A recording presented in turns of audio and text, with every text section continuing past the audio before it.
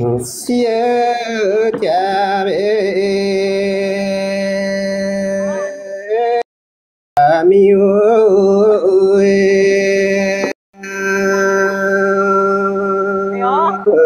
vin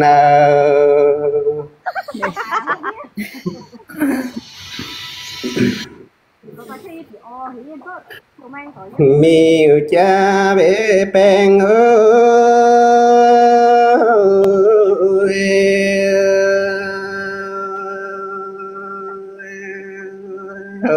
han ơi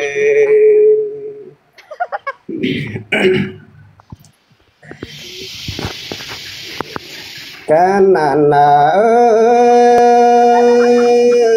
khơi hòa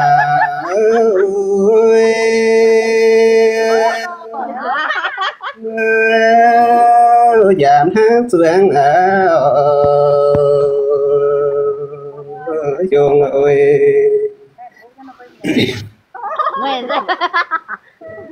phố quê ơi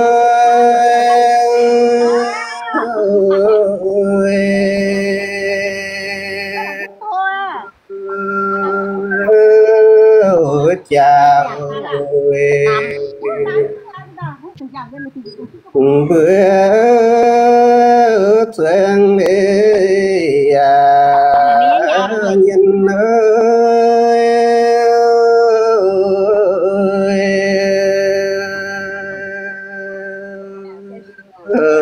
chuông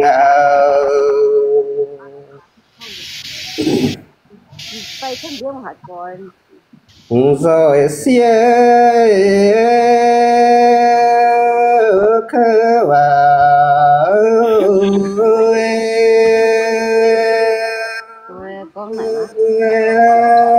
xia tôi ơi bàn hàng nó đều dèm khơ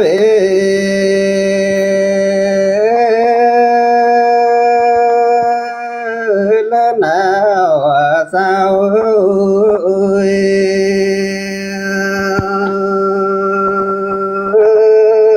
giờ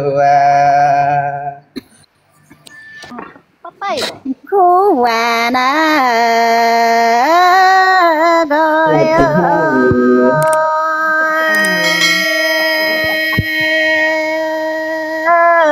nhìn ơi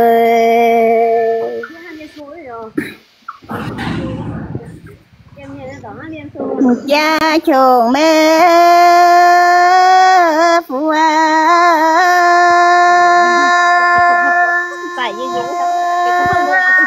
phụ quê cha thương ơi chim ơi mẹ miền Nam chăm mà tới chào bài ơi không mà tới có dung dưới phàm mà tới có mà cho giống nhanh mình mà nhập cũng mười luôn rồi công ty phải biết để tu kín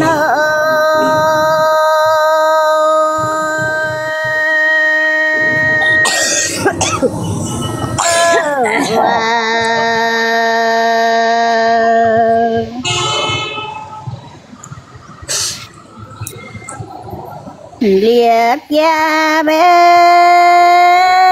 u na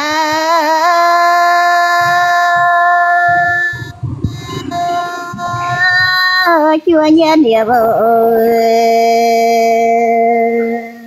phiền mà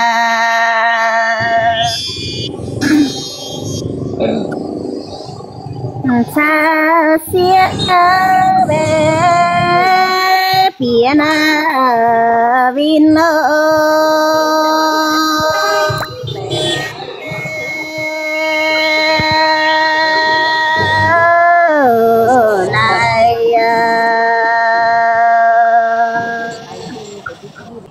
rồi đồng này với con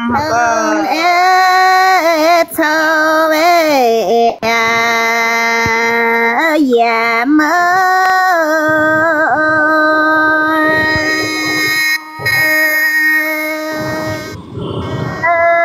mai ơi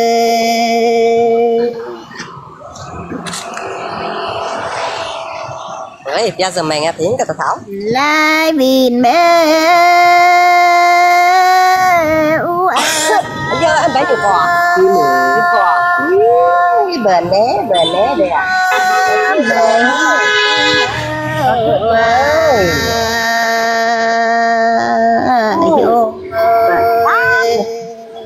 Thế nhờ, chào chú Phong nhá.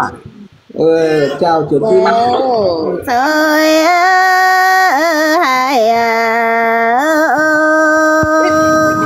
Chi. chiều Nè, chị mặt lên ơi. tha chia mẹ trời ơi Tụi nó như vậy.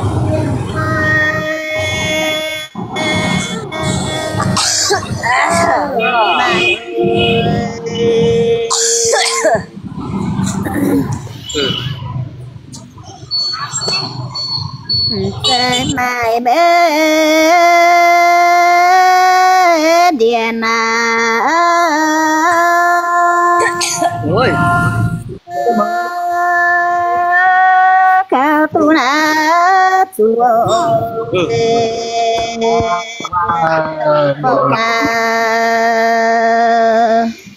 Cảm ơn kính chào đều. Phá hàn tỉnh tại hàng tôi sai đâu tôi lấy đúng không? liệp u về tu na phang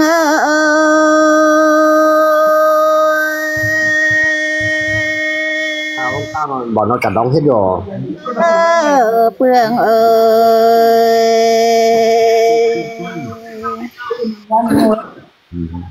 Nó đang là chính bọn nó kia mai bé kiếm na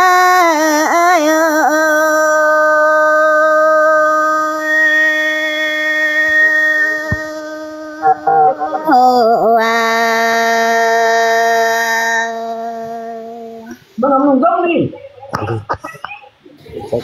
bài phơi con Bác chú Phong nào ấy, có cho con em bảo rằng buông